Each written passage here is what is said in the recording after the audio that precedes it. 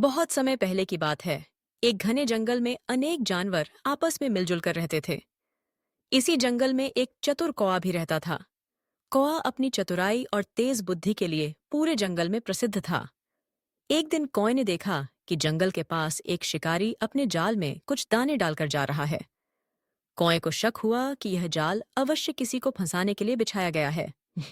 कुछ ही देर में वहां पर कबूतरों का एक झुंड आ पहुंचा। कबूतरों ने देखा कि जमीन पर बहुत सारे दाने बिखरे हुए हैं। वे सभी दानों को देखकर बहुत खुश हुए और उन पर टूट पड़े।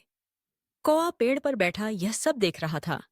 उसने कबूतरों को चेतावनी देने की कोशिश की, लेकिन कबूतरों ने उसकी बातों पर ध्यान नहीं दिया।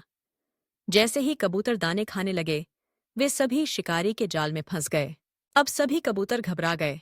उनकी समझ में नहीं आ रहा था कि क्या करें। तभी कबूतरों के राजा ने सुझाया, अगर हम सब एक साथ अपनी पूरी ताकत से उड़ने की कोशिश करेंगे, तो शायद हम जाल समेत उड़ सकते हैं। कबूतरों ने राजा की बात मानी और अपनी पूरी ताकत लगाई।